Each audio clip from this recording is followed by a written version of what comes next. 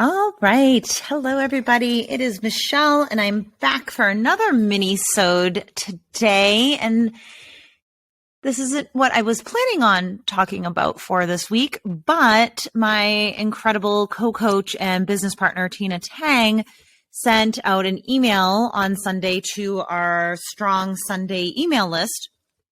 And I thought that it would be really beneficial if I shared with all of you. So if you are already on the Strong Sunday email list, then you may have opened this email and read already.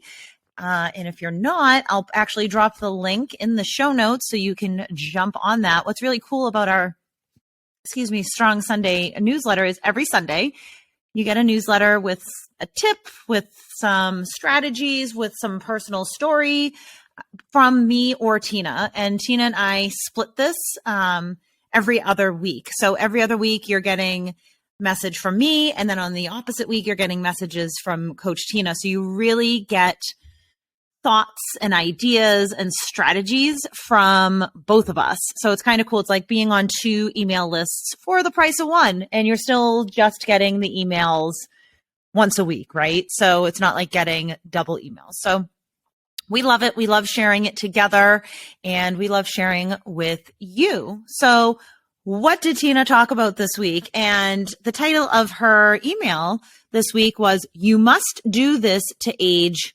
healthy."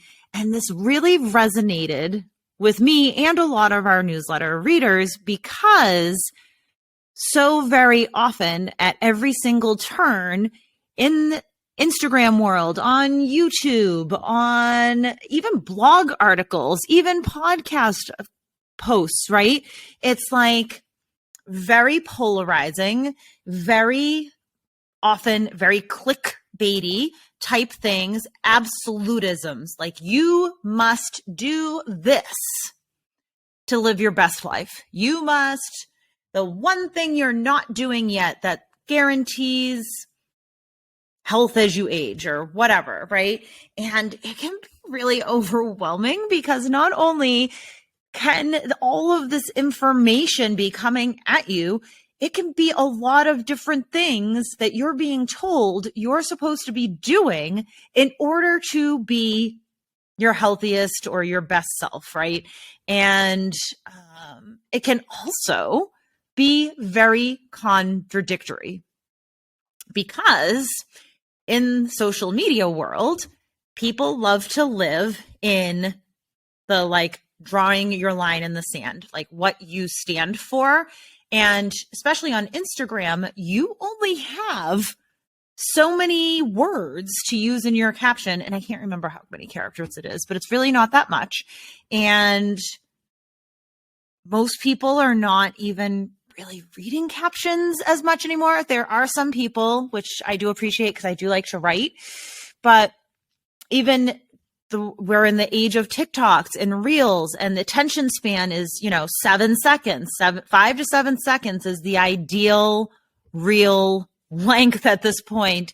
So folks, trainers, coaches, nutritionists, physical therapists, folks are out there trying to get their message out, moving as fast as they can and as quick as they can to grab your attention so they can get their message out there.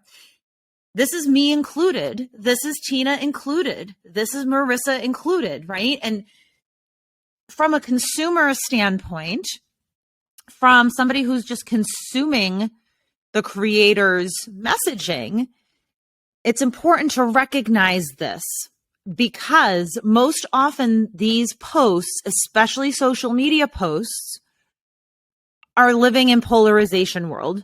They're not living in the world of nuances. And I know I've talked about that a lot here, that there is so much nuance, especially when it comes to talking about individual human beings. What is great for one person may not necessarily be great for somebody else. And when we're talking about population in general, there's going to be subsets of the population who this strategy isn't necessarily going to work the best for, right? So where this email from Tina came from was that she had a conversation with one of her clients feeling really stressed out about trying to do it all. And this client of hers has been feeling the stress because she's getting the messaging that she needs to walk 10,000 steps a day and that she needs to do mobility exercises and she needs to strength train 4 times a week. Oh, and on top of that, you should be doing some sort of HIIT workouts, right? And yeah, all of those things are great for us. Strength training is great for you. I highly encourage you, if you are not already in some sort of strength training routine, to get on that in a way that works for you, right? Getting your steps in does not necessarily mean that you need to be going for long 3 to 5 mile walks every day. Not everybody has access to a safe place to walk.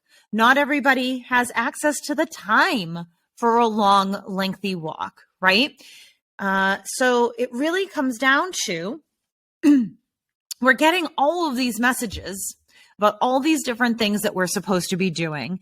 And that then feels stressful and can lead to often like a over-analysis paralysis or an overwhelm paralysis. And I was actually speaking with my husband about this the other day too.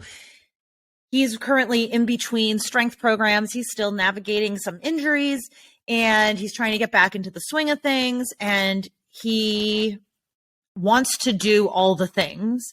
He wants to work on his endurance. He wants to work on his strength. He wants to work on his shoulder mobility to, try to prevent the shoulder injury that's been kind of plaguing him for a long time now. It gets better and whatnot. But anyways, wanting to do or thinking that we need to do all the things all at once isn't necessarily the right prescription for most people. Now, if you are somebody who is wealthy and has access to a personal chef, has access to a trainer, has access to a nanny for your children, or is able to send your children to after school programming that's all in one place. So you're not like driving them around from place to place. That eats up a lot of time. You're going to be able to do different things for your wellness on a regular basis than somebody who may not have access to all of these things.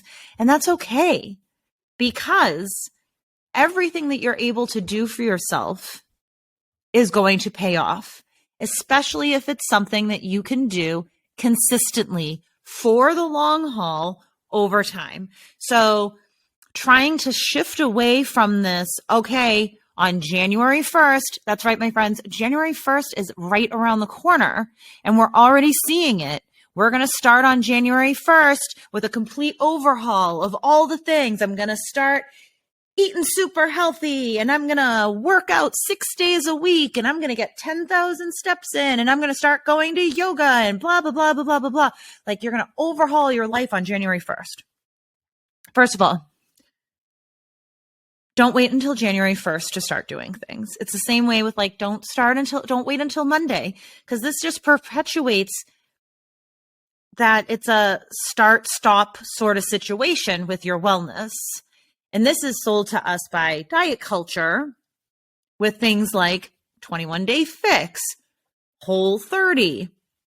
Trying to think of something else off the top of my head. 14-day jump starts, right? There's this like time limit where there's going to be a start and a stop, because the diet industry wants you to start, have success, stop, and then feel like you need to go back on again so they can make more money off of you, right?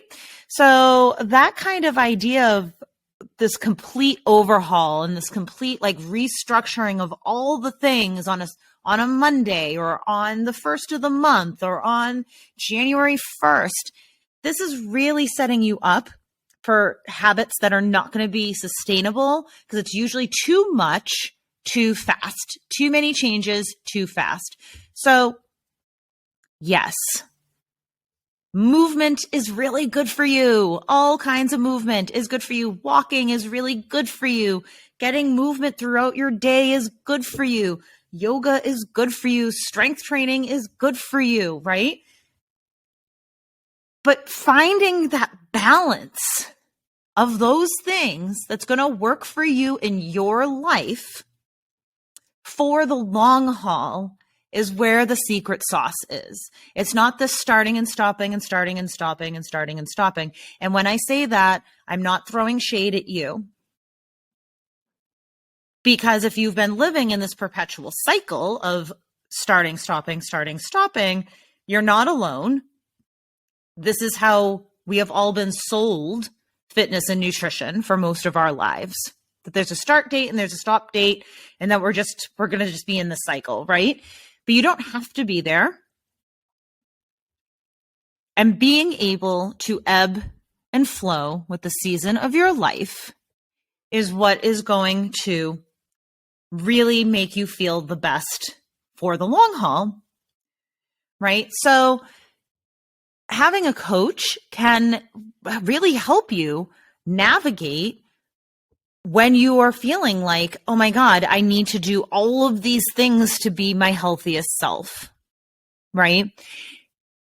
Because sometimes it's just so helpful to have somebody walk you through, well, what is your main goal?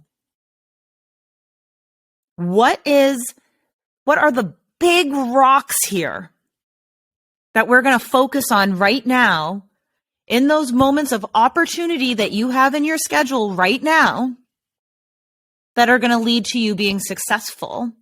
What are you able to do as a 9 or 10? Hell yeah, I can implement that habit right now. I can do that this week. This is what I can do. And it might look like right now I'm doing my 100 swings a day for the holidays. I guess it's a challenge. It's just an anchor activity to try to make sure I'm moving during a time of year when I have historically had a very hard time moving. I tend to hit exactly what I've been talking about today, that overwhelm paralysis. Like if I can't get in my heavy lift session, then it's all over, right? Or I want to be able to do some high intensity interval trainings in addition to my heavier lifts. The 100 swings a day for the holidays just allows me to have a fun way to get in. I know I'm getting a little bit of movement every day at the holidays when I typically am moving less. It's cold out. It's dark out. It's not as easy or as safe for me to go for walks as it typically is during other seasons. It snowed last night. It's a little icy out now and dark, right? So these are all things. Now I know I can get my heart rate up for 5-10 minutes. Yesterday it was 3 minutes. Just move a little bit of time, being realistic, right? With what I can do right now. So when you are thinking about what you must do to be healthy, what you must do is take a deep breath and recognize and kind of pull apart all of the pieces that are being thrown at you from all directions and figure out what are the big rock activities that you can implement consistently and sustainably. And that might look different in December than what it looks like in February and what it looks like in July and what it looks like in September, right? And knowing that everything you do, every time you move, that's going to have an impact on how you feel, right? So that's my message for you today in these 15 minutes. I really just loved her email from our Strong Sunday email this week. And I think that it really, it resonated with me and it resonated with a lot of our readers. And I'm not hoping that you're in a place right now where you're feeling overwhelmed with all the things you think you should be doing. But if you are in that place, what I'm hoping is that this message is a reminder to you that you finding what works for you in your individual life that you can do consistently is where the magic happens. It's not doing all the things all the time, especially most folks do not have all the time in the world to be prepping fancy meals. And listen, you don't need to prep fancy meals to be healthy. We've talked about that here. You don't need fancy equipment, right? Do what you can do in this moment to help you feel good and to help you feel strong and to help your digestive system feel good, right? That's what it's about. And making it so that it's not so stressful. We have a lot of freaking stress in our lives.